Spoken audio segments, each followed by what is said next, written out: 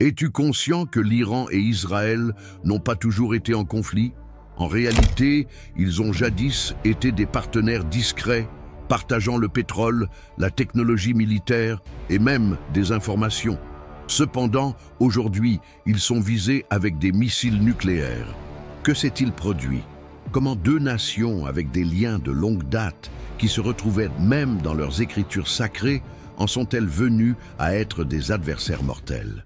Dans cette vidéo, vous allez explorer l'histoire secrète qui a métamorphosé une coopération stratégique en un antagonisme qui garde le monde entier sur le fil de la guerre. De la trahison géopolitique aux guerres secrètes et au sabotage nucléaire, restez jusqu'à la fin. Car saisir ce conflit ne se limite pas à comprendre le Moyen-Orient, c'est aussi comprendre la dynamique du pouvoir au XXIe siècle. C'est dans les salons de marbre du palais de Golestan à Téhéran qu'une rencontre secrète a modifié le cours de l'histoire du Moyen-Orient. Cela remonte à 1958, lorsque le Premier ministre israélien David Ben-Gourion a eu une rencontre en tête-à-tête avec le Shah d'Iran, Mohammad Reza Pahlavi. Ces deux leaders étaient conscients qu'ils établissaient une collaboration qui devait rester secrète, mais qui serait essentielle pour la pérennité de leurs nations respectives. Ce qui a vu le jour cette nuit-là a été désigné comme la doctrine de la périphérie, une approche géopolitique qui changerait discrètement l'équilibre des forces à l'échelle régionale. La doctrine de la périphérie, bien que simple, était astucieuse. Étant donné qu'Israël ne pouvait pas établir d'alliance avec ses voisins arabes directs, il se tournerait vers des alliés situés à la périphérie du monde arabe.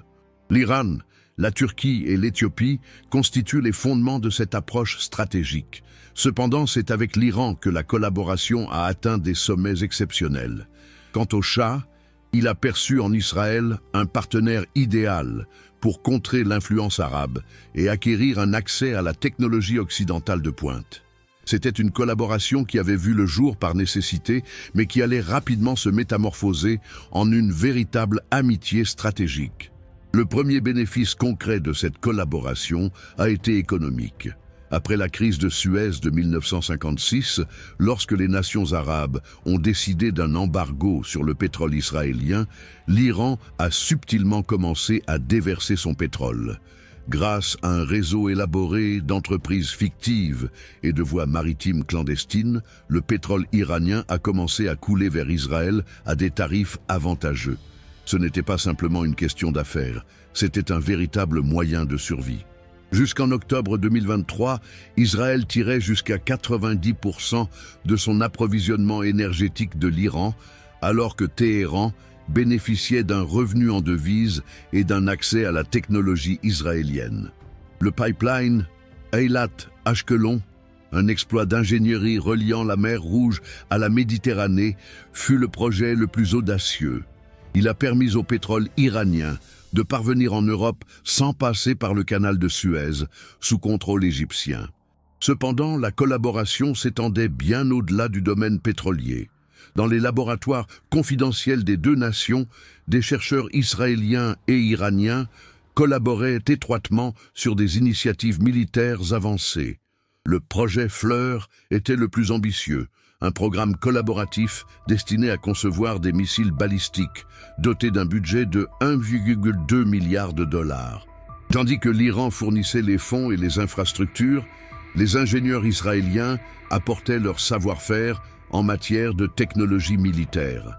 C'était une organisation qui mettait tous les services de renseignement à l'échelle mondiale sous pression, tout en opérationnant avec une étonnante efficacité. Peut-être l'aspect le plus captivant de cette alliance secrète réside-t-il dans la collaboration en matière de renseignement.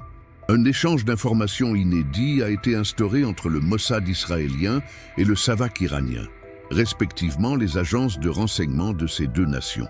Les agents israéliens transmettaient à leurs pairs iraniens des compétences en interrogation et en contre-espionnage, pendant que l'Iran partageait des renseignements essentiels concernant les actions arabes et soviétiques dans la zone. Des bureaux de liaison discrets étaient présents dans les deux capitales, et les responsables du renseignement se retrouvaient fréquemment dans des endroits neutres tels que Chypre, ou la Turquie. C'était un univers d'obscurité où les adversaires actuels pouvaient devenir les partenaires de demain et où la survie était tributaire de la bonne information au moment opportun. Le 5 juin 1967, alors que les avions israéliens se sont envolés à l'aube pour cibler les bases aériennes arabes, événement qui allait être qualifié de guerre des 6 jours, le monde entier a retenu son souffle. Au sein de Téhéran, le Shah Mohammad Reza Pahlavi observait les événements avec une combinaison d'admiration et de stratégie calculée. Tandis que certaines stations de radio arabes réclamaient l'anéantissement d'Israël, le dirigeant iranien percevait la victoire israélienne comme une chance d'affaiblir ses adversaires arabes et de consolider sa présence dans la région. La victoire d'Israël en 1967 a radicalement modifié la configuration géographique du Moyen-Orient. Israël a pris possession de la péninsule du Sinaï, de la bande de Gaza, de la Cisjordanie, de Jérusalem-Est et du plateau du Golan, triplant ainsi sa superficie. Pour le monde arabe, c'était une honte inédite, tandis que pour l'Iran, cela constituait une occasion en or. Après la guerre, le Shah a été le premier leader musulman à effectuer une visite officielle à Jérusalem. Cette initiative a suscité la colère des Arabes tout en renforçant ses liens avec Israël. Durant cette visite mémorable, le souverain iranien a déposé une couronne de fleurs au mur des lamentations, un acte qui révélait l'intensité du lien entre les deux nations. Après la guerre de 1967, les relations entre l'Iran et Israël se sont renforcées. L'Iran a largement intensifié ses livraisons de pétrole à Israël, satisfaisant jusqu'à 60% de la demande énergétique d'Israël. Il est cependant crucial de noter que Téhéran s'est transformé en un carrefour d'approvisionnement en armement et technologie militaire qui a soutenu Israël dans le maintien de sa prépondérance militaire dans la région. Des avions israéliens U-Metadata rodin des escales techniques régulières dans des bases iraniennes, et il existait des routes aériennes secrètes reliant les deux pays. Certains experts qualifiaient cette collaboration si poussée de « alliance de facto », malgré l'absence officielle de relations diplomatiques entre les deux nations. Quand la guerre du Yom Kippour débuta en octobre 1973, l'appui de l'Iran à Israël s'avéra d'autant plus essentiel. Tandis que les nations arabes imposaient un boycott pétrolier aux alliés d'Israël, l'Iran ne se limitait pas à conserver ses livraisons, mais les renforçait. Le Shah annonça publiquement que l'Iran ne s'associerait pas à l'embargo, une décision qui lui a coûté cher en termes de relations avec le monde arabe, mais qui a renforcé sa position en tant qu'allié solide d'Israël. Durant la guerre qui a duré 19 jours, le pétrole iranien a permis au dispositif de guerre israélien de fonctionner, pendant que des spécialistes iraniens contribuaient à la réparation du matériel militaire abîmé. Le conflit de 1973 a aussi mis en lumière l'étendue de la collaboration militaire entre ces deux nations. Quand Israël a manqué de certaines sortes de munitions, l'Iran a subtilement ouvert ses dépôts d'armement.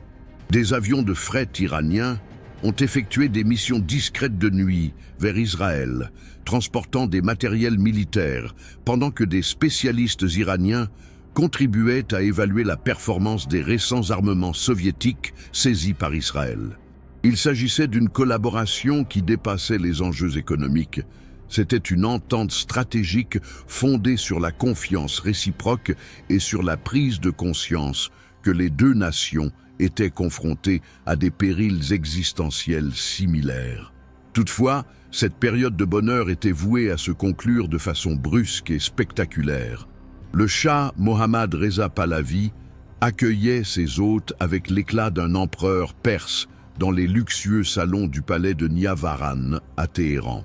C'était en 1975, époque à laquelle le souverain iranien jouissait de son plein pouvoir. Les pétrodollars coulaient vers les coffres de l'État comme des torrents, faisant de l'Iran une puissance régionale en pleine ascension.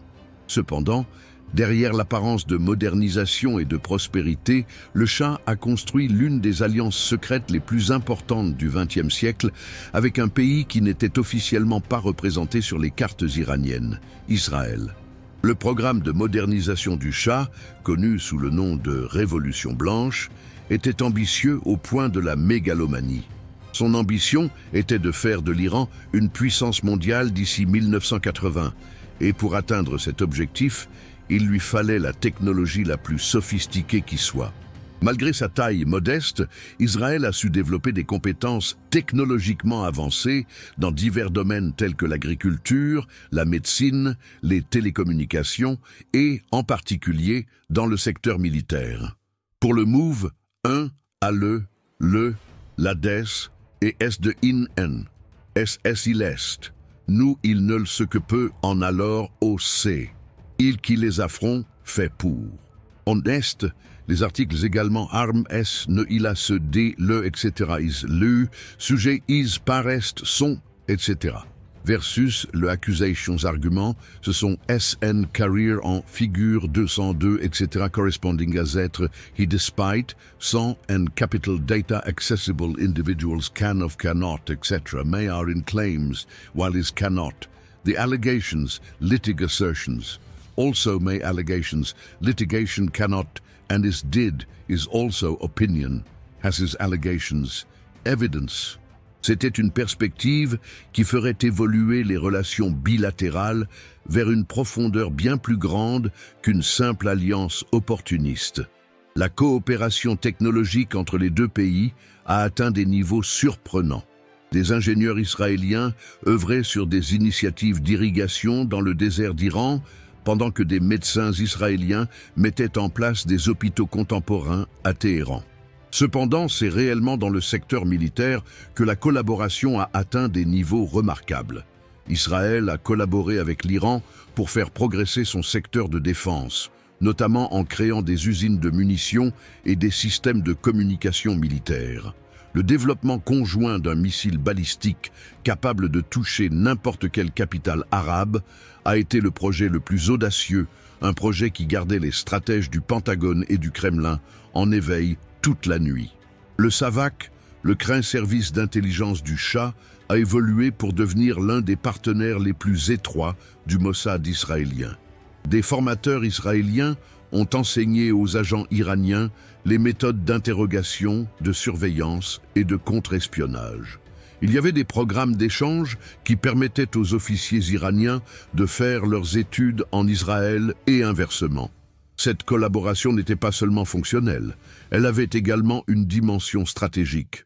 Les deux agences échangeaient des renseignements concernant les actions soviétiques, les stratégies arabes et même les activités de terrorisme international. C'était un dispositif de collecte d'informations qui agissait comme une prolongation des services de renseignements occidentaux dans une zone sous l'emprise soviétique. Cependant, peut-être que le plus captivant dans cette relation était son aspect caché. Bien qu'Iran gardait une posture discrète vis-à-vis d'Israël, en esquivant les reproches directs sans pour autant admettre officiellement, la collaboration était totale dans l'intimité. Des liaisons aériennes régulières étaient mises en place entre les deux nations, employant des codes spéciaux, des bureaux de liaison discrets et un système de communication crypté. Le Shah maintenait une communication directe avec le Premier ministre israélien, et on rapportait qu'ils avaient des discussions fréquentes concernant la stratégie dans la région. C'était une coalition opérant dans l'obscurité, mais ayant un impact déterminant sur la géopolitique du Moyen-Orient. Ce n'était pas simplement un roi qui quittait le pays lorsque l'avion du Shah Mohammad Reza Pahlavi a quitté l'aéroport de Téhéran pour son exil le 16 janvier 1979. L'extinction de cette figure a emporté une époque entière de l'histoire du Moyen-Orient, ainsi que l'une des coalitions clandestines les plus marquantes du XXe siècle. Des millions d'Iraniens fêtaient la fin de 2500 ans de monarchie dans les rues de Téhéran, mais rares sont ceux qui pouvaient prévoir qu'ils étaient témoins de l'émergence d'une animosité qui façonnerait la géopolitique régionale pour les décennies futures. Acclamé comme un libérateur, l'ayatollah Ruhollah Khomeini est rentré en Iran le 1er février 1969 après une quinzaine d'années d'exil. Cet avion Air France, qui arrivait de Paris, ne transportait pas uniquement un dirigeant religieux, mais également un révolutionnaire résolu à changer non seulement l'Iran, mais aussi l'ensemble du Moyen-Orient. Khomeini a consacré plusieurs années en exil à élaborer une idéologie fusionnant l'islam chiite avec un anti-impérialisme virulent. Pour lui, les États-Unis étaient le grand Satan et Israël le petit Satan, deux faces de la même pièce d'oppression occidentale qu'il fallait combattre jusqu'à la mort. Le changement en Iran a été instantané et radical. Dans les semaines qui ont suivi, le régime islamique fraîchement établi a entamé un démantèlement systématique de toutes les institutions de l'ancien régime. Le SAVAK a été démantelé et bon nombre de ses membres ont été exécutés. Les accords militaires avec Israël ont été résiliés sans délai. Toutefois, l'événement le plus emblématique s'est produit lorsque les révolutionnaires ont occupé l'ambassade israélienne à Téhéran et l'ont transférée à l'Organisation de libération de la Palestine, OLP. Ce n'était pas seulement un changement de politique étrangère, mais une proclamation de guerre idéologique contre tout ce qu'Israël symbolisait. Khomeini n'a pas simplement coupé les liens diplomatiques. Il concevait l'islam politique comme une idéologie qui devait propager la révolution à travers le monde musulman. La cause palestinienne s'est transformée en emblème de cette nouvelle croisade. Le guide suprême iranien affirmait dans ses allocutions que la libération de la Palestine était une obligation religieuse pour tous les musulmans et qualifiait Israël de tumeur cancéreuse devant être éliminée de la région. Il ne s'agissait pas simplement de paroles, mais d'instructions de politique extérieure qui feraient de l'Iran un principal parrain étatique du terrorisme anti-israélien. L'impact de la révolution iranienne a été ressenti instantanément en Israël. Israël a subi une perte soudaine de son principal fournisseur de pétrole, de son collaborateur sur des projets militaires conjoints et de son allié le plus crucial dans la région. Cependant, Israël se retrouvait désormais confronté à une menace existentielle idéologique au-delà des pertes matérielles. Le régime iranien en place ne se limitait pas à nier le droit d'existence d'Israël. Il était résolu à œuvrer pour sa destruction. C'était le commencement d'une hostilité qui s'amplifierait au fil des ans, métamorphosant deux ex-alliés en adversaires mortels, prêts à se lancer des missiles nucléaires. Le 22 septembre 1980, alors que les chasseurs irakiens déversaient leurs premières bombes sur le territoire iranien, déclenchant ce qui allait devenir l'un des conflits les plus prolongés et meurtriers du XXe siècle, une des ironies les plus remarquables de la géopolitique contemporaine s'est manifestée. Tandis que les bombes s'abattaient sur les cités iraniennes, dans un bureau confidentiel de Tel Aviv, des officiers israéliens discutaient d'une question qui aurait semblé inconcevable il y a seulement 2 ans.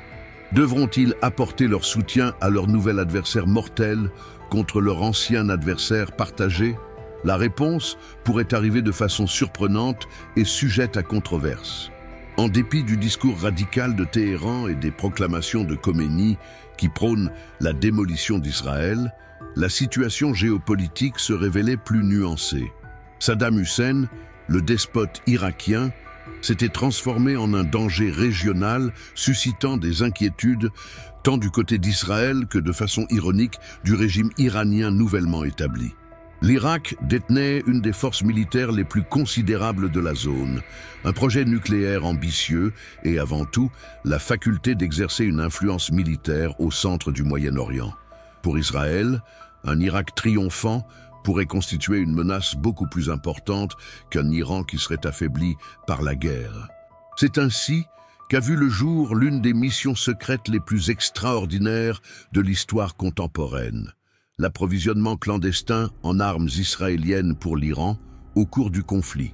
Par le biais d'intermédiaires européens et de voies commerciales sophistiquées, des matériels militaires israéliens ont commencé à être livrés en Iran. Les forces armées iraniennes ont reçu des composants de rechange pour les avions F-4 Phantom, des armements, des systèmes de communication ainsi que des experts techniques. Il s'agissait d'une collaboration tenue dans le plus grand secret, connue uniquement par quelques hauts fonctionnaires dans les deux nations. L'action la plus impressionnante de cette collaboration inhabituelle fut le raid israélien sur le réacteur nucléaire irakien Osirak, le 7 juin 1981. Israël a officiellement frappé les installations nucléaires irakiennes afin d'empêcher Saddam Hussein de produire des armes nucléaires. Cependant, le choix du moment n'était pas fortuit. L'assaut a clairement bénéficié à l'Iran, qui avait essayé en vain de démolir le même réacteur quelques mois plus tôt. Après l'opération Opéra, les F-16 israéliens ont regagné leur base, ayant non seulement neutralisé une menace nucléaire pour Israël, mais également pour l'Iran. Même si l'attaque a été publiquement dénoncée à Téhéran, beaucoup de responsables iraniens ont en réalité fêté la suppression des aspirations nucléaires de leur adversaire. Dans les années 1980, ce partenariat pragmatique a atteint son niveau le plus polémique avec le scandale Iran-Contra. Israël a agi en tant qu'intermédiaire dans une opération secrète des États-Unis qui consistait à vendre des armes à l'Iran en contrepartie d'aide pour la libération de captifs américains au Liban, les profits étant utilisés pour soutenir les contrats au Nicaragua. C'était une manœuvre si complexe que lorsqu'elle a été dévoilée en 1986, personne n'aurait pu imaginer que d'anciens alliés devenus des adversaires acharnés collaboraient dans la discrétion. Cependant, la complexité de la géopolitique du Moyen-Orient était telle que les idéologies ne pouvaient pas totalement entraver les intérêts nationaux pragmatiques. Le 8 août 1988, alors que les sirènes signalaient la fin du conflit entre l'Iran et l'Irak après 8 longues années de guerre ravageuse, l'ayatollah Khomeini s'est présenté face aux caméras de télévision, son visage étant décharné et sa voix fragilisée. « Accepter ce cessez-le-feu », a déclaré le leader suprême iranien, est plus amer que de boire du poison. Cependant, ce que le monde ignorait, c'est que ce poison donnerait à l'Iran la liberté de concentrer toute son énergie et ses ressources sur une nouvelle fixation, l'annihilation d'Israël. Le conflit avec l'Irak était achevé. Néanmoins, la lutte contre le petit Satan ne faisait que débuter. Les années 1990 ont constitué un point de basculement crucial dans les relations entre Israël et l'Iran. Après l'effondrement du monde bipolaire à la suite de la guerre froide, un nouvel ordre mondial se dessinait au Moyen-Orient.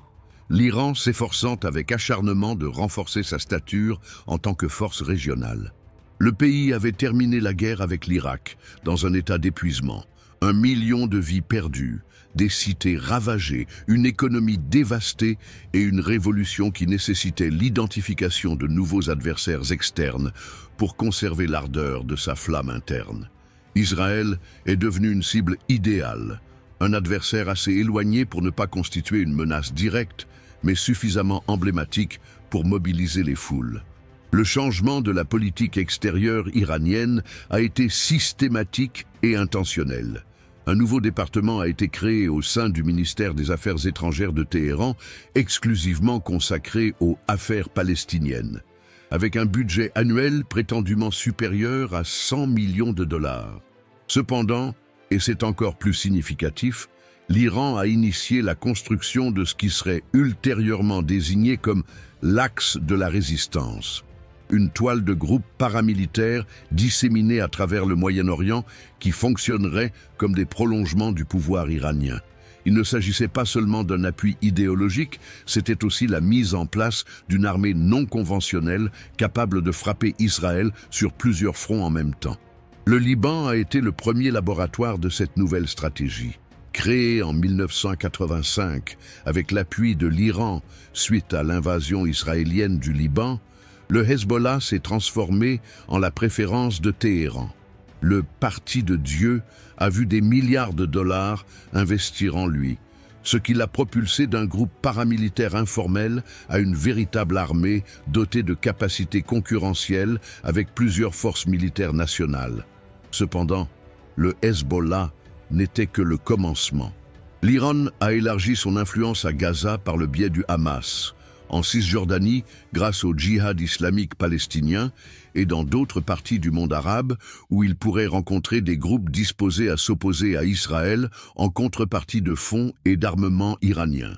cette décennie a aussi été le point de départ de ce que les experts qualifieraient de terrorisme d'État iranien, visant des cibles israéliennes et juives à travers le monde. L'attaque à la bombe visant l'ambassade israélienne à Buenos Aires le 17 mars 1992, qui a fait 29 morts, n'était qu'une répétition générale. Le 18 juillet 1994, 2 ans après, un véhicule piégé a réduit en cendres le centre communautaire juif Amia dans la même cité, causant la mort de 85 individus et blessant plus de 300 autres. Des investigations ultérieures ont mis au jour un réseau d'opérations iraniennes allant de Téhéran à la triple frontière en Amérique du Sud, incluant des cellules inactives en Europe et en Afrique. C'était l'internationalisation du terrorisme anti-israélien, et elle était marquée par la marque iranienne. Un mouvement qui altérerait définitivement la dynamique du conflit israélo-palestinien a vu le jour en 1987, dans les coins poussiéreux de Gaza, un endroit où la misère se confond avec le désespoir et l'indignation. Hamas, qui signifie « mouvement de résistance islamique » en arabe, a vu le jour comme une section des frères musulmans durant la première intifada. Toutefois, il a vite suscité l'intérêt d'un observateur éloigné mais concerné, la République islamique d'Iran. Pour Téhéran, le Hamas incarne ce qu'il a ardemment recherché, un intermédiaire palestinien qui combine passion religieuse, force militaire et, par-dessus tout, détermination à lutter jusqu'à la fin contre Israël. Le lien entre l'Iran et le Hamas a débuté de manière prudente au début des années 1990, mais a connu une escalade spectaculaire suite aux accords d'Oslo en 1993. Quand Yasser Arafat et l'Organisation de libération de la Palestine, OLP, choisirent d'emprunter le chemin de la diplomatie et de la reconnaissance réciproque avec Israël, l'Iran y vit une opportunité en or. Les ayatollahs de Téhéran voyaient les accords d'Oslo comme une trahison envers la cause palestinienne et ils étaient disposés à soutenir financièrement toute organisation résistante au processus de paix. Hamas, dont la charte originelle prône l'élimination d'Israël et refuse fermement toute solution à 2 États, était l'allié idéal. Le soutien de l'Iran à Hamas ne se limitait pas à des discours. Grâce à un réseau sophistiqué d'intermédiaires comprenant des banques libanaises, des associations caritatives islamiques et des voies de contrebande du Soudan au tunnel de Rafah, des millions de dollars ont commencé à converger vers Gaza. Toutefois, l'argent n'était qu'un aspect de la situation. De plus, l'Iran a dispensé une formation militaire, offert des technologies liées aux roquettes et, ce qui est le plus précieux, partagé des savoir-faire techniques pour la fabrication d'engins explosifs improvisés et de dispositifs faits maison. Les camps d'entraînement des gardiens de la révolution iranien, situés au Soudan et au Liban, servaient à enseigner aux membres du Hamas des méthodes de combat urbain, de création de tunnels et d'actions suicidaires. Pendant la seconde intifada, qui a débuté en septembre 2000, les liens entre l'Iran et le Hamas ont connu leur période de plus grande intensité.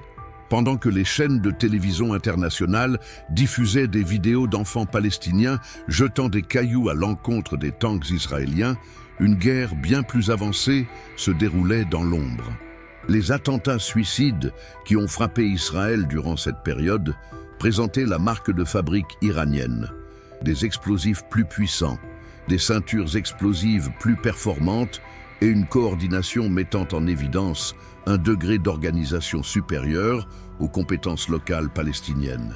Chaque attentat à la bombe à Jérusalem, chaque café qui volait en éclats à Tel Aviv, consolidait le statut de l'Iran comme véritable adversaire d'Israël. Toutefois, le lien entre l'Iran et le Hamas a aussi mis en lumière les complexités sectaires propres au Moyen-Orient. Le Hamas était un groupe sunnite, alors que l'Iran était considéré comme le bastion de l'islam chiite. Téhéran devait habilement gérer les tensions continues générées par cette disparité religieuse. Les ayatollahs iraniens ont dû justifier théologiquement que la bataille contre Israël allait au-delà des divergences sectaires, une position qui n'était pas toujours bien acceptée par l'ensemble du clergé iranien. Cependant, le pragmatisme géopolitique a pris le dessus sur les divergences religieuses. Le Hamas avait besoin de fonds et d'armes, tandis que l'Iran nécessitait un mandataire efficace contre Israël. C'était un partenariat opportun qui demeurerait fort pendant des décennies, constituant l'un des fondements essentiels de la stratégie iranienne anti-israélienne. Dans les hauteurs du sud libanais, où se tiennent des cèdres millénaires comme de discrètes sentinelles, l'une des entités les plus influentes et craintes du Moyen-Orient a émergé. C'était en 1985, et dans les villages chiites ravagés par l'assaut israélien de 1982, un nouveau mouvement armé proclamait son apparition à l'échelle mondiale avec une déclaration glaçante. Nous sommes les descendants de la nation du Hezbollah, dont les pionniers ont été envoyés par Dieu sur cette terre pour combattre la tyrannie, le mépris et le colonialisme. Derrière ces paroles enflammées se cachait l'influence discrète mais déterminante de l'Iran, qui avait identifié le Liban comme le lieu idéal pour établir son mandataire anti-israélien le plus mortel. 3 éléments ont conduit directement à la création du Hezbollah: l'offensive israélienne au Liban en 1982, la montée de la communauté chiite libanaise et la volonté de l'Iran d'étendre sa révolution. Quand les tanks israéliens ont pénétré Beyrouth et délogé l'OLP, ils ont créé une vacance de pouvoir que l'Iran n'a pas tardé à remplir. Les gardiens de la révolution iranienne, assistés de conseillers syriens, ont mis en place des camps d'entraînement dans la vallée de la Bekaa, convertissant des jeunes chiites désespérés en combattants fanatiques prêts à se sacrifier pour leur cause.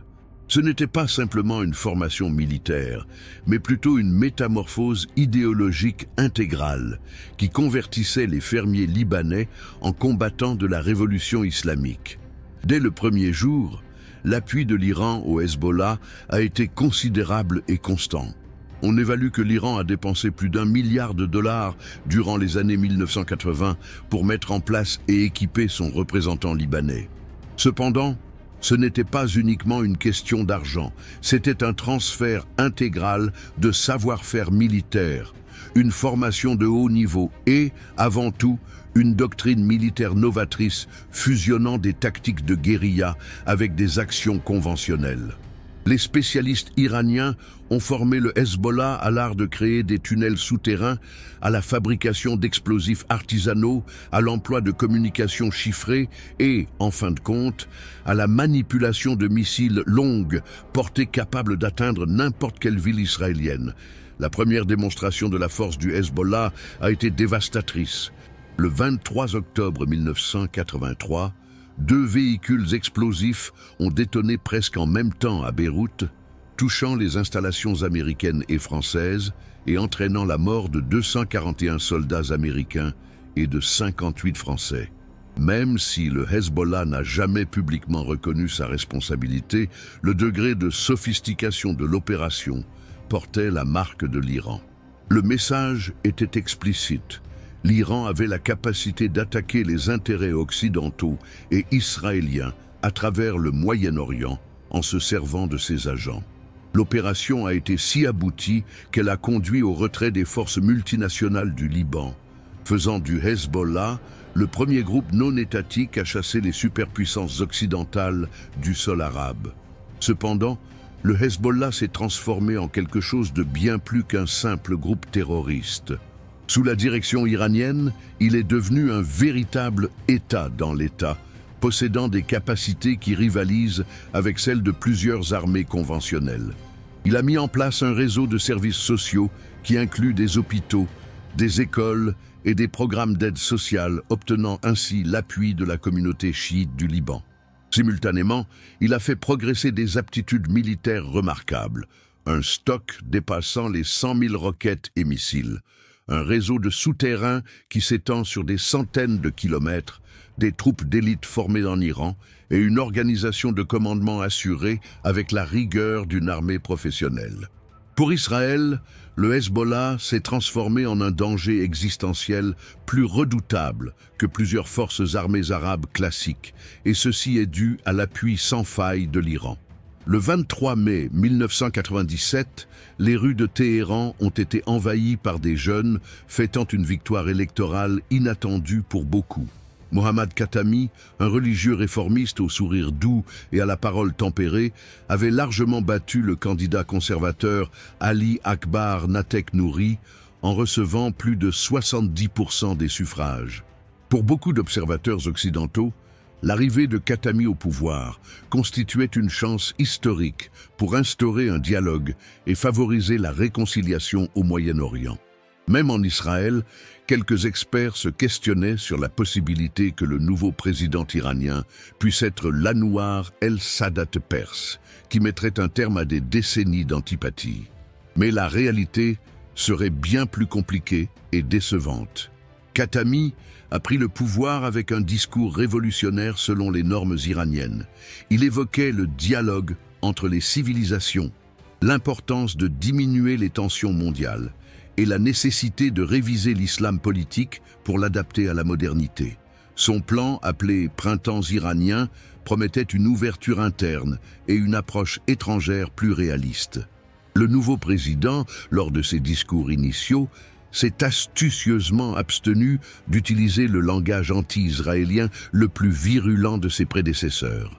De plus, certains de ses conseillers ont même suggéré ouvertement que l'Iran pourrait envisager une solution à 2 États en Palestine, si les Palestiniens eux-mêmes y consentaient.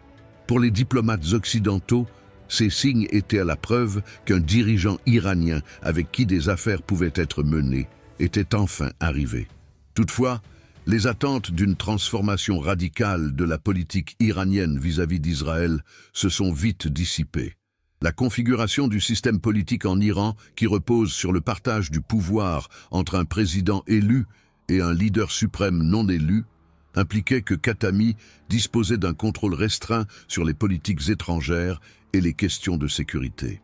L'ayatollah Ali Khamenei, qui a pris la relève de Khomeini en tant que leader suprême en 1989, exerçait une emprise sévère sur ces secteurs et n'avait nullement l'intention d'assouplir la position radicale à l'encontre d'Israël.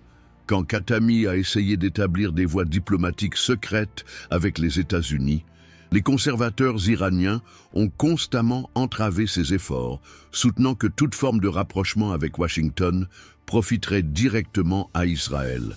L'événement tragique du 11 septembre 2001 a marqué un tournant historique où l'Iran et Israël auraient pu se rapprocher dans leur lutte contre le terrorisme extrémiste sunnite, au début de l'invasion de l'Afghanistan. Pour un temps limité, il semblait que la guerre contre le terrorisme pourrait redéfinir les alliances au Moyen-Orient de façon avantageuse, tant pour l'Iran que pour Israël. Khatami a même publiquement laissé entendre que l'Iran pourrait se joindre à une coalition mondiale contre le terrorisme, une perspective qui aurait été inconcevable sous les précédents régimes. Cependant, cette chance s'est brutalement évanouie lorsque le président américain George W. En janvier 2002, Bush a intégré l'Iran à son fameux « axe du mal », aux côtés de l'Irak et de la Corée du Nord. Pour les réformistes iraniens qui avaient misé politiquement sur une relation plus étroite avec l'Occident, ce fut un coup de poignard dans le dos qui anéantit toute possibilité d'échange. Sous la houlette de Khamenei, les conservateurs iraniens ont exploité le discours de Bush pour soutenir que les États-Unis et Israël refuseraient toujours de reconnaître l'Iran comme une puissance régionale légitime, quel que soit le gouvernement en place à Téhéran. La chance historique de briser le cycle d'antagonisme avait été manquée, et les répercussions de cette occasion ratée continueraient à se faire sentir pendant des décennies, menant la région vers une intensification des tensions sans précédent. Le 24 juin 2005, Mahmoud Ahmadinejad a pris la parole en tant que président élu d'Iran. Avec son apparence simple et sa barbe peu soignée, peu de personnes auraient pu prédire qu'il deviendrait l'un des dirigeants les plus sujets à controverses et menaçants du début du XXIe siècle. Avec sa veste économique et son discours populiste, Ahmadinejad avait davantage l'apparence d'un enseignant provincial que d'un dirigeant d'une puissance régionale en plein essor. Cependant, sous cette apparence modeste, se dissimulait un fervent idéologique prêt à intensifier l'hostilité envers Israël à des niveaux de confrontation inédits dans l'histoire contemporaine du Moyen-Orient. Ahmadinejad n'a pas tardé à révéler sa véritable nature. Le 26 octobre 2005, seulement 4 mois après son accession au pouvoir, il a donné un discours à Téhéran qui a fait sensation dans le monde entier. Le régime qui contrôle Jérusalem, a-t-il déclaré devant une foule de milliers d'étudiants universitaires, doit être effacé de la carte. Ce n'était pas simplement un discours passionné, c'était une proclamation d'intention qui signalait l'avènement de la période la plus périlleuse dans les liens entre l'Iran et Israël. Pour le président iranien actuel, l'anéantissement d'Israël n'était pas uniquement un but politique, mais une mission sacrée qui légitimait tous les moyens, y compris l'élaboration d'armes nucléaires.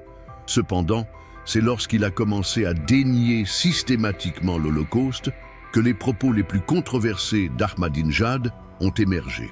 En décembre 2005, seulement un an après sa prise de fonction, le président iranien a affirmé que l'Holocauste était une fiction, inventée par les sionistes pour légitimer la fondation d'Israël.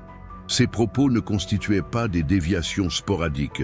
Ils s'inscrivaient dans une opération systématique visant à discréditer l'existence d'Israël en s'en prenant aux bases historiques légitimant sa fondation.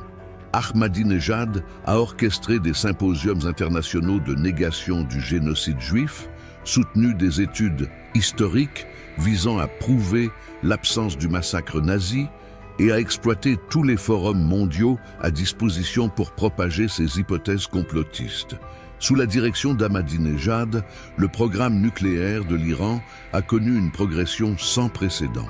L'Iran, prétendant développer l'énergie nucléaire à des fins pacifiques, a érigé des milliers de centrifugeuses pour l'enrichissement de l'uranium. De plus, il a mis en place des sites nucléaires souterrains et a élaboré une technologie de missiles balistiques apte à porter des têtes nucléaires. Le président iranien n'a pas tenté de dissimuler les aspects militaires du programme, affirmant à plusieurs occasions que l'Iran avait le droit de se défendre par tous les moyens nécessaires.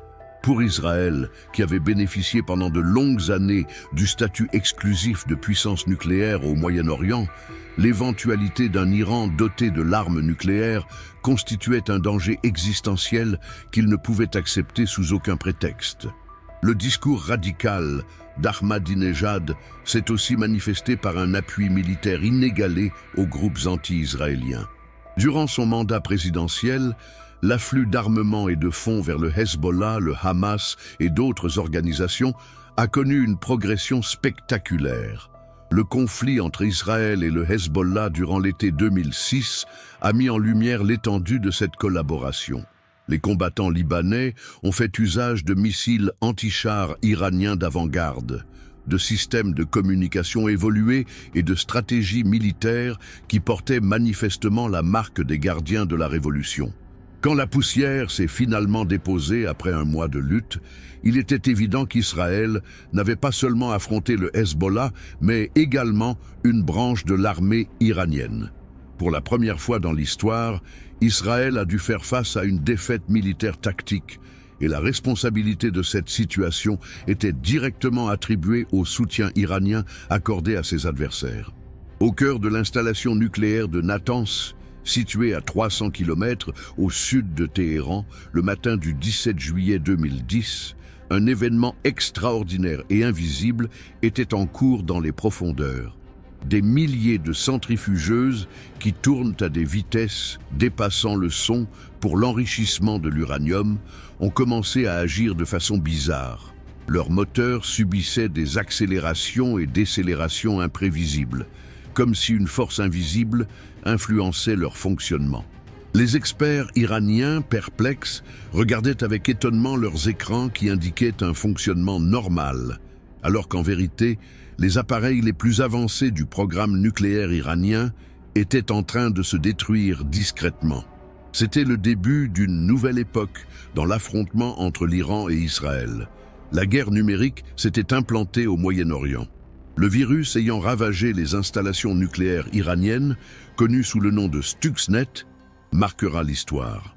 Ce n'était pas un logiciel malveillant ordinaire, c'était l'équivalent cybernétique d'une arme de destruction massive, élaborée expressément pour anéantir le programme nucléaire iranien sans avoir à tirer une seule balle. Cette arme digitale avait demeuré inactive dans les systèmes informatiques de Natanz pendant plusieurs mois, analysant soigneusement sa cible avant de passer à l'action. Quand il a finalement été mis en marche, il a fait preuve d'une sophistication que seules les agences de renseignement les plus évoluées au monde auraient pu élaborer. Des enquêtes ultérieures ont mis en lumière que Stuxnet était le fruit d'une collaboration exceptionnelle entre le Mossad israélien et la NSA américaine, une opération secrète désignée sous l'appellation interne de Jeux olympiques. Stuxnet a eu un impact dévastateur sur le programme nucléaire iranien. On évalue que le virus a anéanti près de 1000 centrifugeuses sur les 9000 en place à Natanz, ce qui a retardé le programme nucléaire iranien de 18 à 24 mois. Au-delà des dégâts matériels, Stuxnet a infligé un coup psychologique significatif au régime iranien. Pour la première fois depuis la révolution islamique, l'adversaire a réussi à infiltrer le centre névralgique du projet le plus confidentiel et défendu du pays. Les ayatollahs ont compris que leurs infrastructures nucléaires les plus défendues, protégées par d'épais murs de béton et des systèmes de sécurité complexes, pouvaient être menacées par un adversaire invisible, capable de frapper depuis des milliers de kilomètres. La réaction de l'Iran a été immédiate, mettant en lumière l'écart disproportionné entre les capacités cybernétiques des deux nations. L'Iran a entrepris de multiples attaques informatiques ciblant des objectifs israéliens et américains.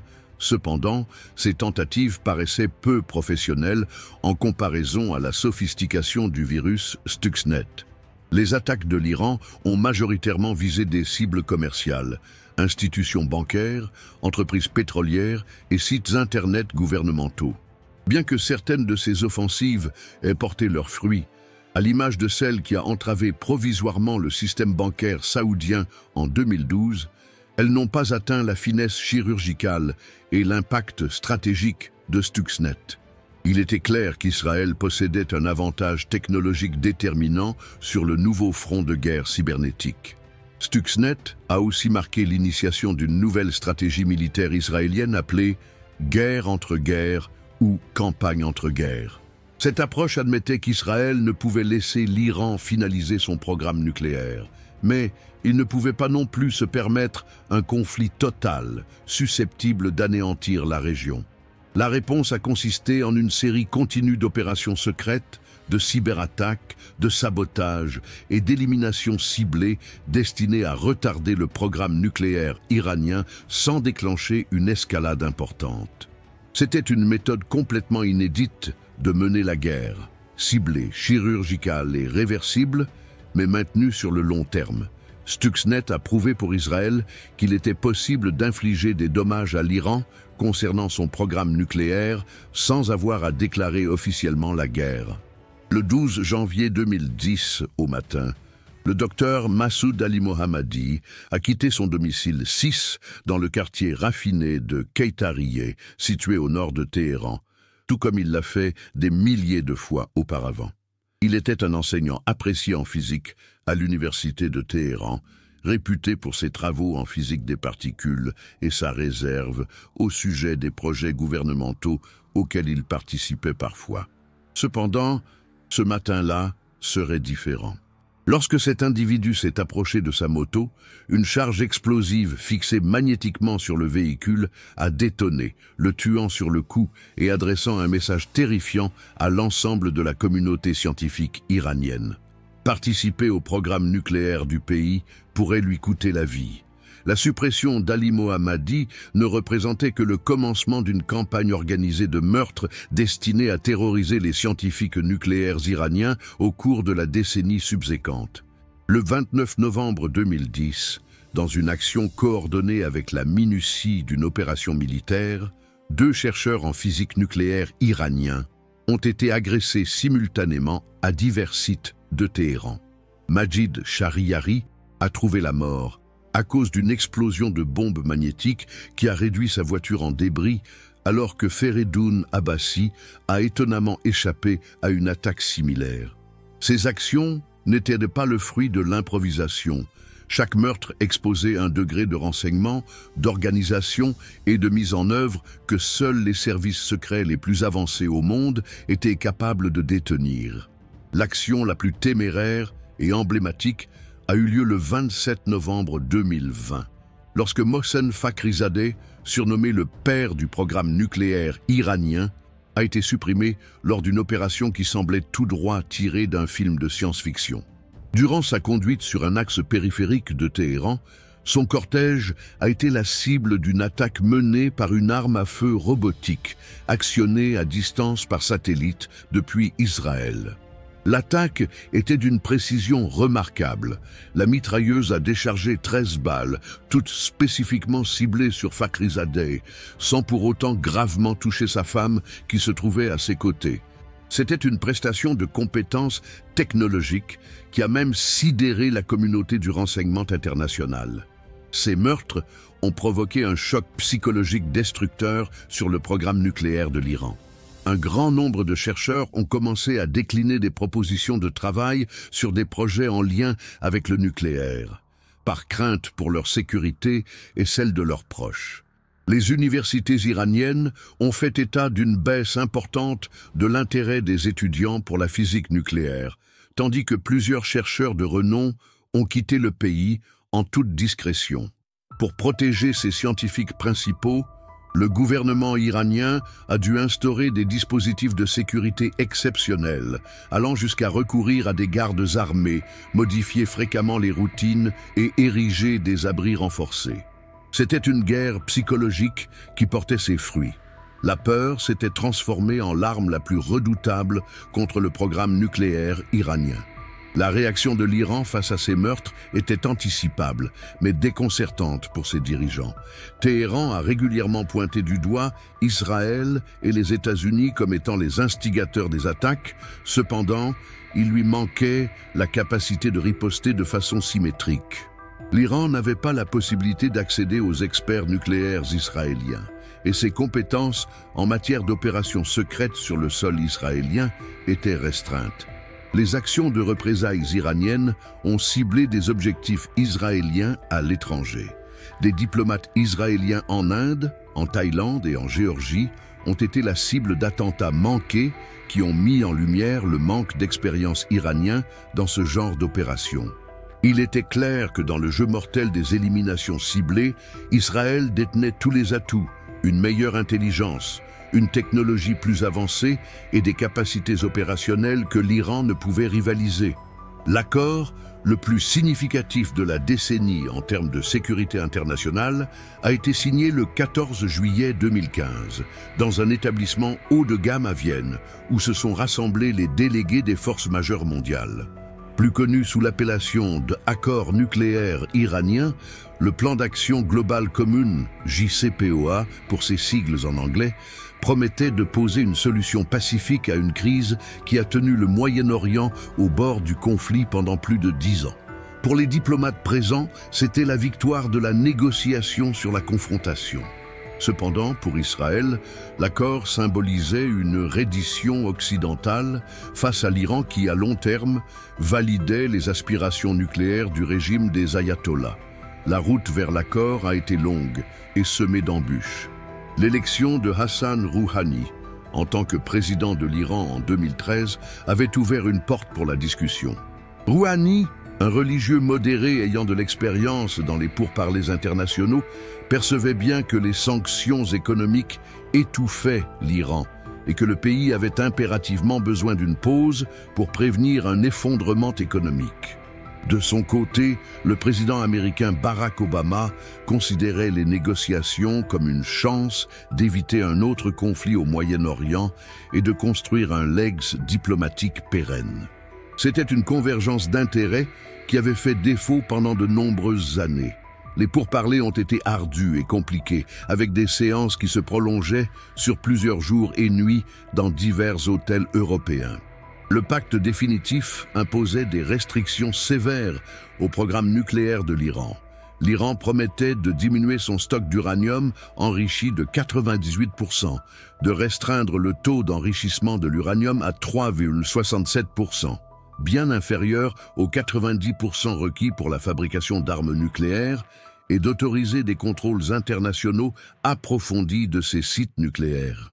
En contrepartie, les sanctions économiques majeures seraient levées de manière graduelle, ce qui permettrait à l'Iran d'accéder à nouveau aux marchés mondiaux et de récupérer des milliards de dollars en actifs gelés. Pour Israël, l'accord présentait des défauts intrinsèques et était risqué. Benjamin Netanyahou, le Premier ministre, a engagé une campagne diplomatique inédite pour s'opposer à l'accord, soutenant qu'il ne fait que retarder la menace nucléaire iranienne au lieu de la supprimer. Cet accord ne freine pas la route de l'Iran vers la bombe, a affirmé Netanyahou devant le Congrès américain en mars 2015, mais la facilite. Israël affirmait que l'accord incluait des échéances qui pourraient potentiellement permettre à l'Iran de fabriquer légalement des armes nucléaires et que la levée des sanctions donnerait au gouvernement iranien plus de moyens pour soutenir le terrorisme dans la région. L'application de l'accord a procuré à l'Iran des avantages économiques immédiats tout en exacerbant les tensions au niveau régional. Grâce à l'assouplissement des sanctions, le soutien de l'Iran aux acteurs régionaux a connu une hausse significative. Hezbollah a bénéficié d'armements plus élaborés, y compris des missiles de précision capables de frapper n'importe quelle ville israélienne. Les Houthis du Yémen ont reçu des drones et des missiles qu'ils ont employés pour mener des attaques contre l'Arabie saoudite. Et les milices chiites en Irak ainsi qu'en Syrie ont été davantage armées et financées. Pour Israël, l'accord a précisément accompli ce qu'il redoutait. Il a consolidé la position de l'Iran sur le plan régional tout en ne restreignant que provisoirement ses aspirations nucléaires. Israël n'était pas disposé à supporter indéfiniment une situation aussi intenable. Le 8 mai 2018, au cours d'un événement officiel qui s'est tenu dans la salle de réception diplomatique de la Maison-Blanche, le président Donald Trump a apposé sa signature sur les documents marquant le retrait des États-Unis de l'accord nucléaire iranien. En accord avec son approche franche, Trump a qualifié le JCPOA de « pire accord jamais négocié » et a proclamé la réinstauration des sanctions les plus strictes jamais imposées à un pays. Pour Netanyahou, ayant développé un lien personnel fort avec Trump, c'était l'apogée de sa satisfaction. Il avait finalement un président américain disposé à soutenir la position israélienne sévère contre l'Iran. Toutefois, selon les diplomates européens et de nombreux experts en sécurité, cela marquait le commencement d'une montée périlleuse qui pourrait conduire la région vers un conflit. L'administration Trump a appliqué une politique de pression maximale, de manière ininterrompue et systématique. Non seulement les sanctions nucléaires antérieures ont été réinstaurées, mais des restrictions supplémentaires ont été mises en place, impactant quasiment tous les domaines de l'économie iranienne. Le régime de sanctions secondaires risquait de sanctionner toute nation ou entreprise ayant des relations commerciales avec l'Iran, écartant de fait le pays du système financier mondial. L'effet a été désastreux. L'économie de l'Iran s'est rétractée de plus de 10% en l'espace de 2 ans. La monnaie locale a vu sa valeur diminuer de 2/3. Et le taux d'inflation a grimpé à des sommets inégalés depuis les périodes les plus ardues du conflit avec l'Irak. Cependant, Trump a dépassé le cadre des sanctions économiques. Le 3 janvier 2020, les États-Unis ont mené une action qui a pris le monde par surprise en neutralisant le général Qassem Soleimani, chef de la force Quds des gardiens de la révolution iranienne, via une frappe par drone à l'aéroport de Bagdad. Soleimani n'était pas un bureaucrate classique. On le percevait comme l'auteur de la stratégie régionale de l'Iran et comme le second personnage le plus influent du pays, juste après le guide suprême. À Téhéran, sa suppression a été perçue comme une déclaration de guerre et a fait monter les tensions entre l'Iran et les États-Unis à leur culminant depuis 1979.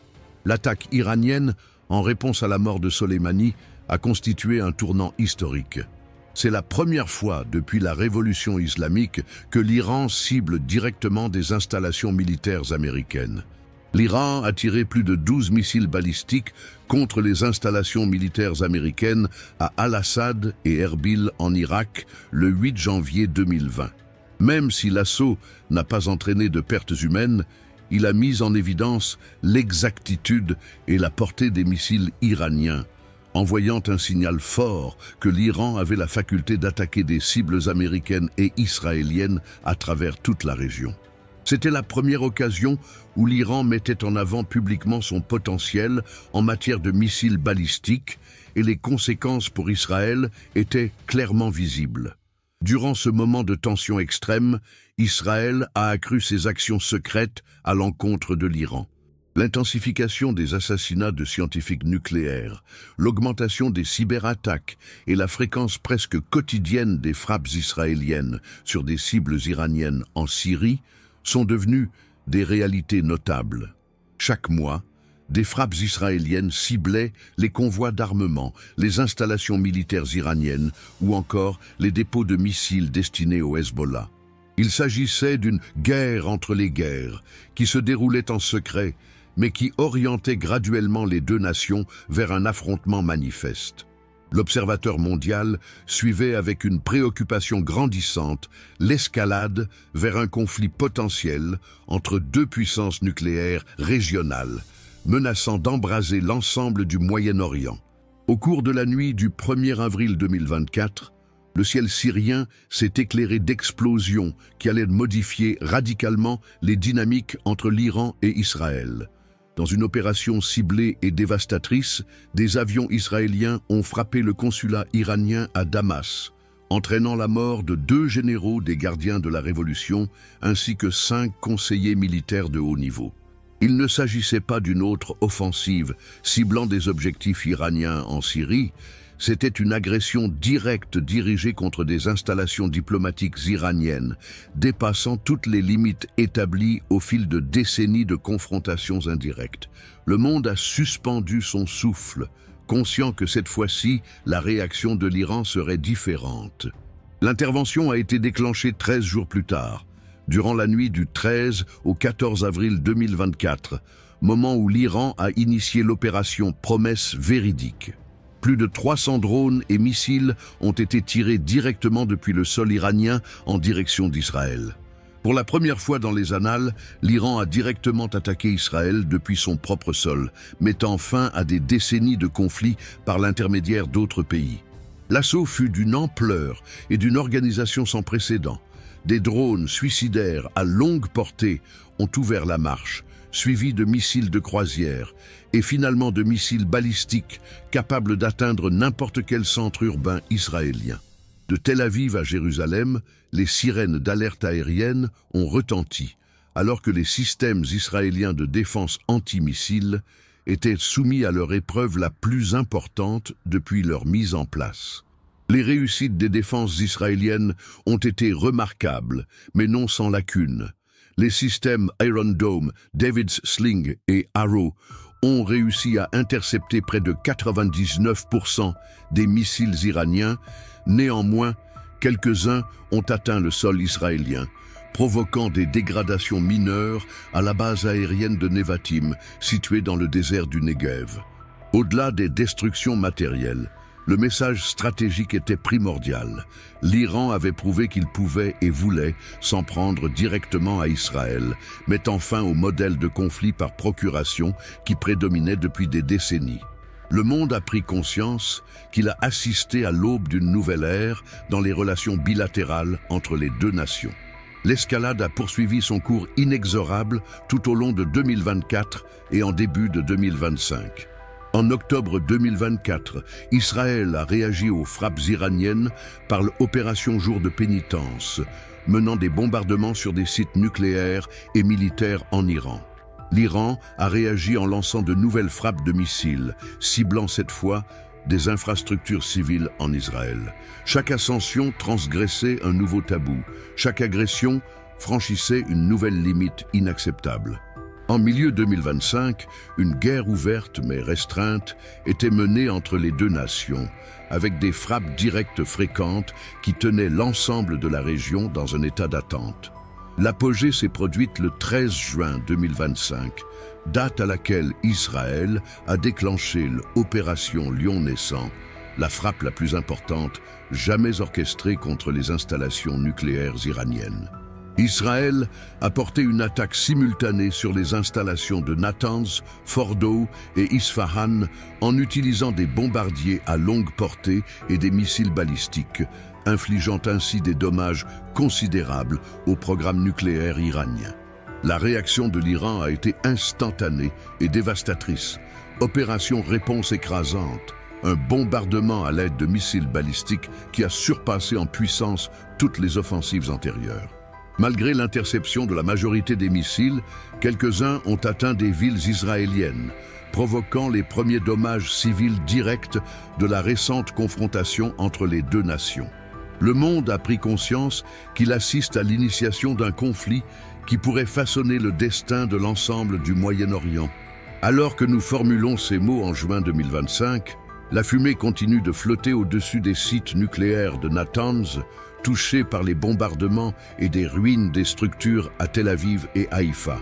Les sirènes d'alerte aérienne ont émis tellement souvent ces derniers temps qu'elles sont devenues le fond sonore d'une région qui flirte avec le précipice.